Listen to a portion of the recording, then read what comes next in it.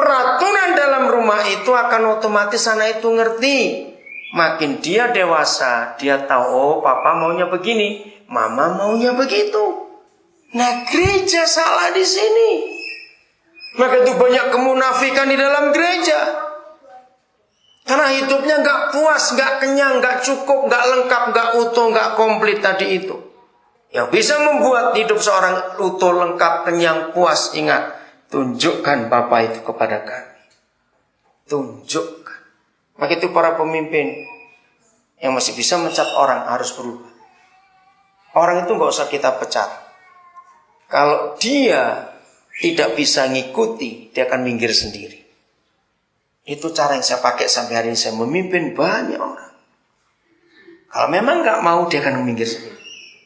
Saya nggak pernah mencat orang sampai hari ini. Karena saya belajar dari Bapa di surga yang luar biasa. Seringkali kita berkata, tapi itu aturan kita. Saya berkata, ada aturan lebih tinggi lagi. Itulah Alkitab. Betul, pakai aturan di Alkitab ini. Semuanya akan luar biasa. Yang ketiga, saya nggak usah buka ayatnya, kita semua tahu. Itu kisah di 2 Samuel pasal 12. Ketika Daud jatuh dalam dosa. Papa tahu tidak? Tahu. Dia utus siapa? Nabi Nathan. Masih ingat cara negurnya?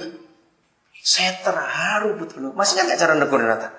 Apakah begitu dia seorang nabi masuk istana, hai pencina, bertobat kamu? Begitu atau tidak? Enggak, saudara. Dengan lembut Nathan berkata, Raja, saya mau menyampaikan suatu peristiwa. Apa itu? Daud tidak tahu kalau ini teguran. Ketika peristiwa disampaikan, Daud marah. Masih ingat kisahnya? Ada orang datang, tamu, ke rumah orang kaya di satu kota. Dia punya kambing banyak. Begitu datang tamu, orang kaya yang punya rumah ini jahat. Dia nggak mau potong kambingnya. Dia ambil kambing sebelah yang milik orang miskin, cuma seekor lagi. Masih ingat kisah itu? Lalu Nathan tanya, menurut raja orang kayak begitu diapakan? Panggil dia, hukum dia. Langsung bilang, nah itu raja. Lihat cara negurnya luar biasa. Kapan gereja buat itu? Di Yohanes 4 ada kisah lain lagi. Ketika Tuhan Yesus ketemu pelacur di sumur Yakub, masih ingat di desa Sikar? Yohanes 4 nanti baca gitu. Tuhan Yesus tahu nggak kalau dia pelacur? Pasti tahu. Ingat cara dia negur? Apakah bilang, hei pelacur bertobat kamu? Walaupun Tuhan Yesus tahu dia pernah nyimpen 5 laki-laki. Wih keren pelacur ini. Koleksinya laki-laki banyak sekali. Yang sekarang laki-laki ke-6 dikoleksi juga. Hebat. Tuhan Yesus tahu, saudara. Daud itu sudah jadi hamba Tuhan, pelayan Tuhan. Negurnya pun tetap penuh kasih. Pelacur ini belum kenal Tuhan, tetap negurnya juga penuh kasih. Petrus itu murid lebih-lebih lagi. Jelas salah. Lihat cara negur. Nah ini yang diperlukan oleh dunia. Saya percaya kalau gereja membuka hati, nggak akan ada anak-anak iPhone di Wamena. Betul? Terima mereka apa adanya. Saya beralih dulu. Banyak suami kurang ajar, menceraikan istri karena pakai ayat Matius 19. Boleh ceraikan kalau berzina. Saya nggak terima. Kenapa? Karena ada Efesus 5:33.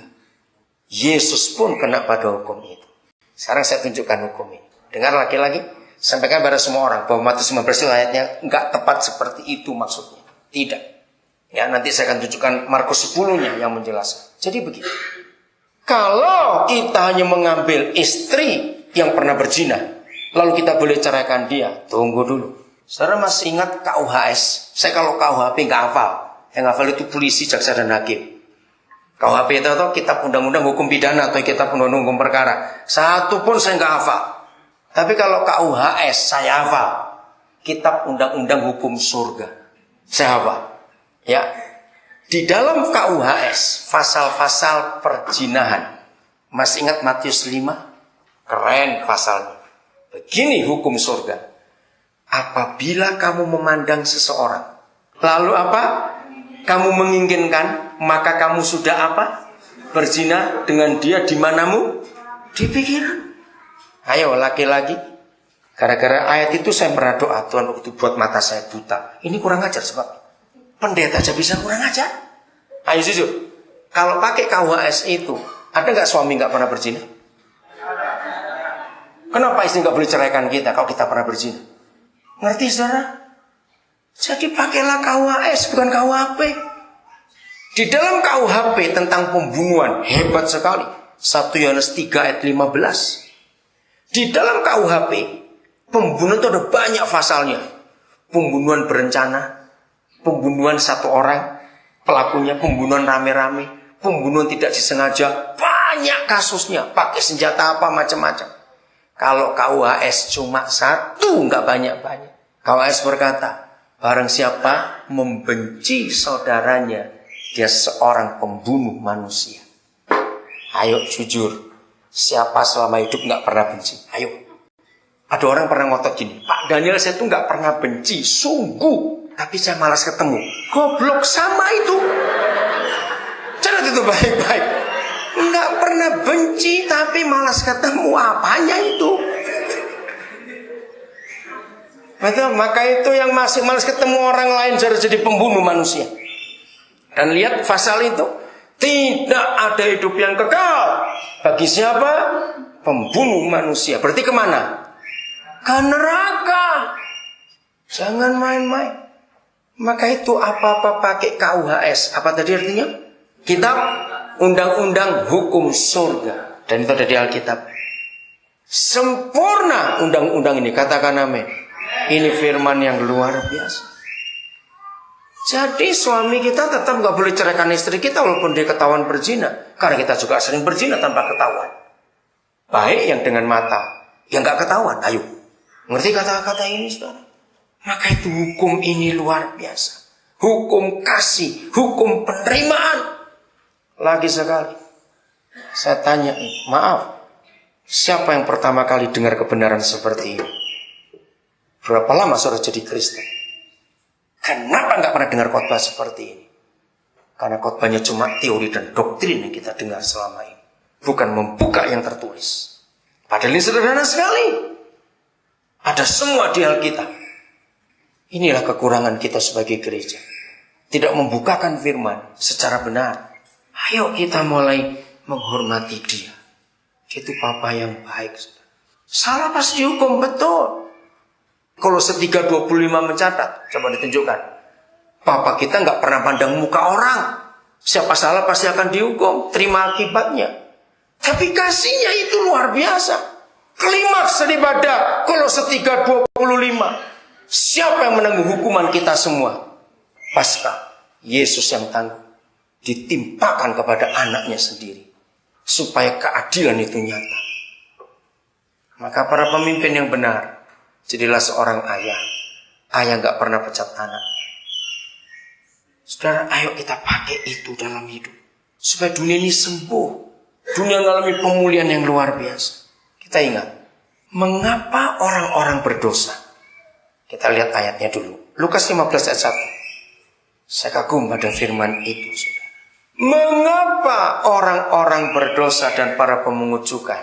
Ayo baca dulu sama-sama. Lukas 15 ayat 1. 1, 2, 3. Para pemungut cukai dan orang-orang berdosa biasanya kemana? Datang kepada Yesus untuk apa? Mendengarkan dia. Saya senang pada kata itu. Apa kata lain biasanya? Seringkali, terus, selalu, kerap, rutin, ya, terus menerus. Dengan Lukas 15, gereja harus mengambil pola itu. Jadi menurut Lukas 15, ini ukuran gereja yang benar. Catat ya. Gereja yang benar itu nggak dilihat dari gedungnya, jelek atau bagus, menaranya tinggi atau pendek, pendetanya STH atau MTH, tidak, alat musiknya buatan mana, tidak. Menurut Lukas 15, gereja yang benar adalah kalau yang biasa hadir mendengar khotbah itu anak-anak iPhone, pemabuk, penjudi, pemerkosa, penjahat-penjahat itu. Katakan amin.